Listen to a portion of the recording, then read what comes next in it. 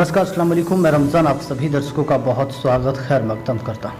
मेरे साथ वो शख्सियत मौजूद हैं जो विवाद के हर विषय पर गंभीरता से चलते हैं और उस विषय को गंभीरता से उठाते हैं, चाहे दिल्ली अलवर हाईवे रोड की बात हो या फिर मेवात के अंदर बिजली पानी की समस्याओं को लेकर बात हो। आज मेरे साथ हैं जिला पार्षद तारिफ खुर्शीद साहब।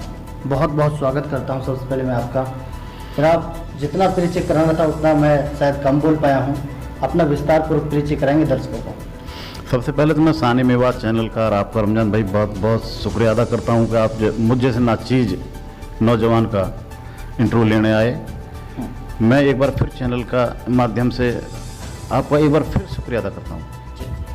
जनाब मैं थोड़ा जानना चाहूँगा राजनीतिक कदम की बात, ये कैसे आना हुआ पॉलिटिक्स में आपका?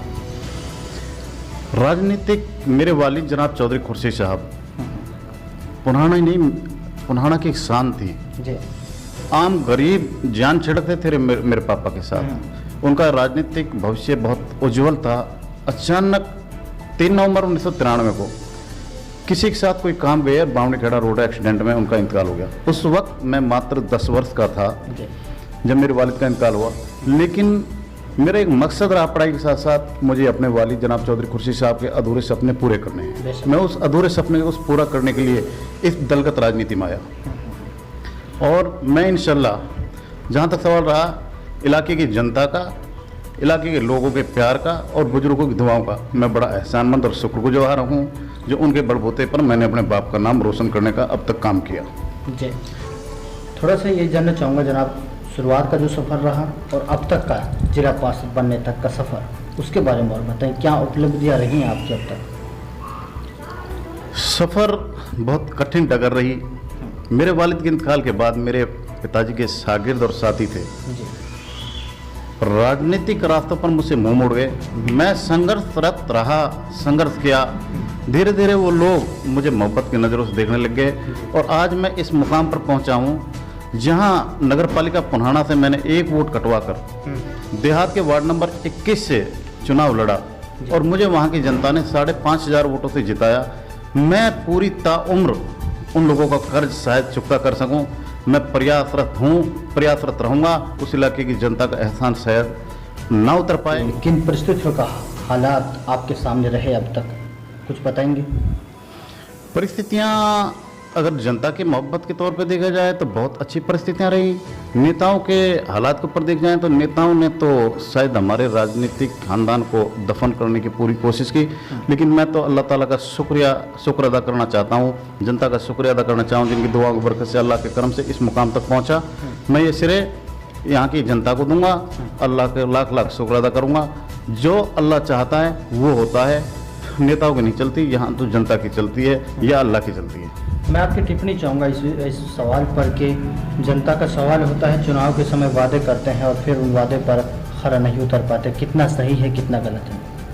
मैं जब जिला पार्षद चुनाव के तौर पे प्रत्याशी के तौर पे अपने वार्ड में गया था, उस वक्त मेरा वार्ड रावण की बीसरू रेहड़ा नाहरपुर तक था, लेकिन अंतिम समय में मेरे वार्ड को यहाँ के राजनीतिक नेताओं ने कटवा करके मुझे एक अनजान वार्ड में फेंक दिया गया जहां मुझे 70% जनता नहीं जानती थी। ये भी सच्ची बात है। जब मैं चुनाव लड़ने जनता के बीच में गया तो जनता ने एक ही बात कही, पार्षद बनाओ या ना बनाओ, पार्षद जीतने के बाद कोई यहाँ आता नहीं है। मैंने लोगों से वायदा किया कि अगर मैं अल्लाह ताला ने पार्षद बना तो पूरे 5 साल नहीं ताउम्र आपके बीच में रहूँगा।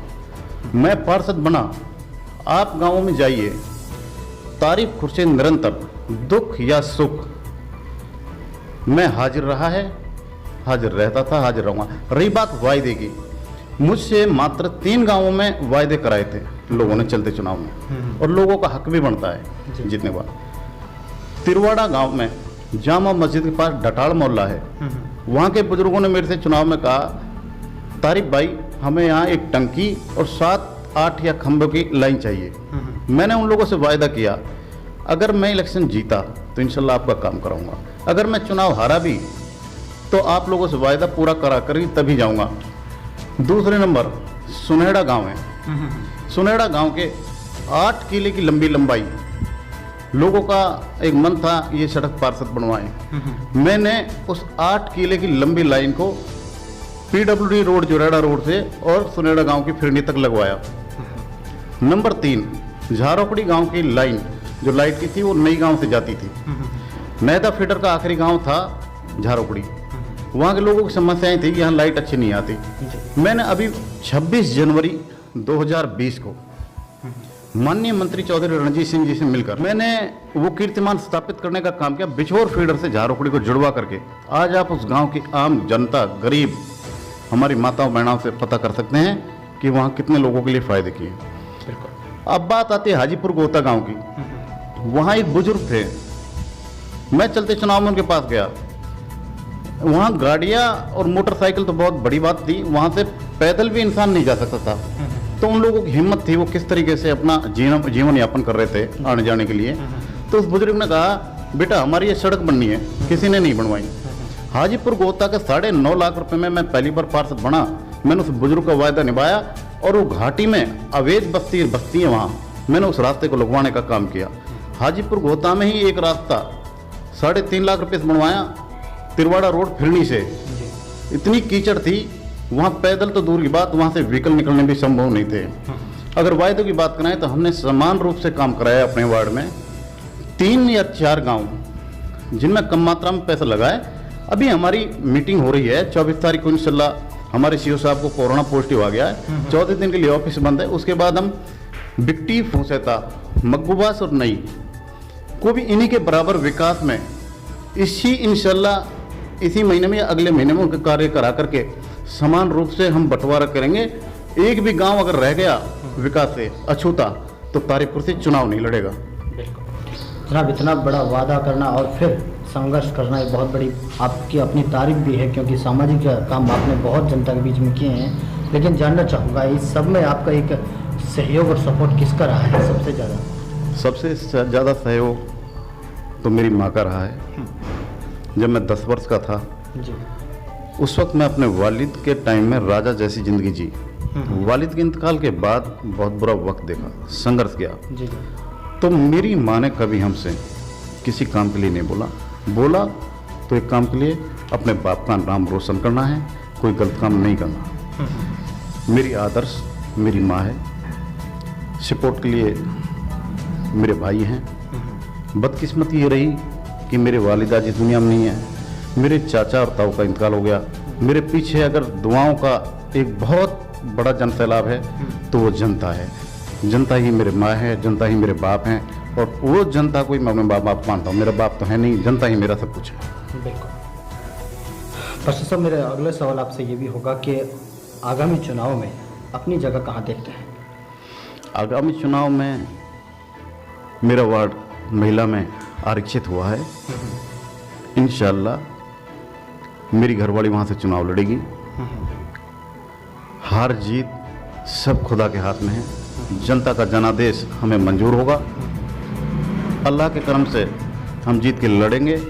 यहाँ से पहले भी नेताओं ने मेरी राजनीति खत्म करने का काम किया। सारे नेताओं ने एक तरीके होकर रखे। पिछले चुनाव में मुझे हराने का प्रयास किया, जो जनता में जग जाहिर है। आज भी वो नेता सभी सक्रिय हो चुके हैं। किसी भी तरीके से शाम दाम दंड भेद गोत्रपाल ये सारी चीज हम इस्तेमाल करके तारीखपुर को चुनाव हराने के प्रयास षड्यंत्र रच रहे हैं, प्रयास कर रहे हैं। इंशाल्लाह वो लोग विफल होंगे। इंशाल्लाह एक बार फिर जनता तारीखपुर पर विश्वास जताएगी, ये मेरा विश्वास है। बिल्कुल जनाब, ये मैं ज़रूर आपसे कहूँगा कि वाकई में युवाओं के दिलों में आप बसते हैं, यह आप भी शायद मानते होंगे, और हम हमारे अंदर भी आपकी तारीफ़ें ही हैं, क्योंकि हम जहाँ भी गए हैं वहाँ आपकी तारीफ़ें ही हैं। और हमें फिर से भी आपसे उम्मीद है और हमारी शुभकामनाएं हैं कि आप फिर से आप ज़िला पार्षद बने। लेकिन मेरा एक और सवाल है, मेवात की जो समस्याएं हैं, चाहे वो दिल्ली अलवर हाईवे रोड की बात हो, घटनाएं दिन भर गुजरती हैं, हादसे हुए हैं मेवात के साथ। नीति आयोग ने पिछड़ा हुआ जिला घोषित किया है, जिनमें आपने खुद ने भाग लिया है, बढ़ चढ़कर और अपनी बात रखी है। किस नज़र से देखते हैं आप? मैं तो उसको सरकार की विफलता कहूँगा। प्रदेश और देश का अभिन्न अंग है मेवात।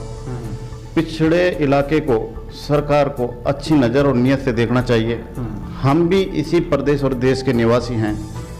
हमने बार बार अपने विधायक महोदयों के मार्फत, जहां से विधानसभा चालू होती है, लोकसभा मेंबर तक अपनी बात को पहुंचाने का काम किया।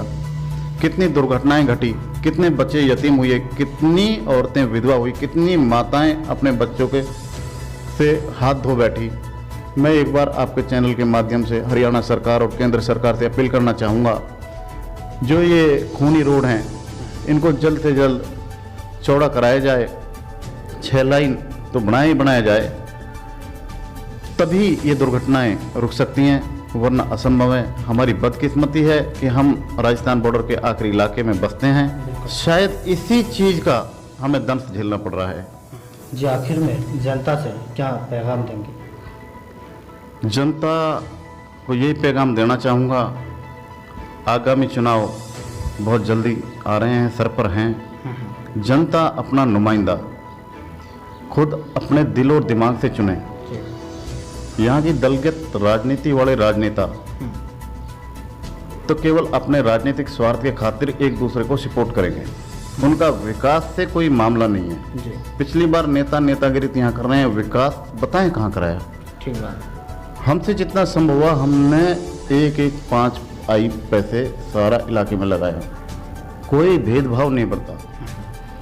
तो जनता से मैं एक बार फिर ये अपील करना चाहूँगा, वो अपने दिल की सुने, अपने मन की बात पर मोहर लगाएं, किसी के दबाव में वोट आकर ना डालें।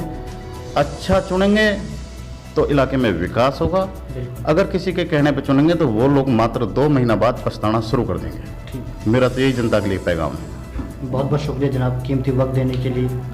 शुक्रिया तो आपके साने मेवात चैनल का भी है, आपका भी है, जो मुझे नाचीज को इतनी इज्जत बख्शी आपने। मैं तो एक बार फिर आपका शुक्रिया अदा करता हूँ रमजान भाई, धन्यवाद, शुक्रिया।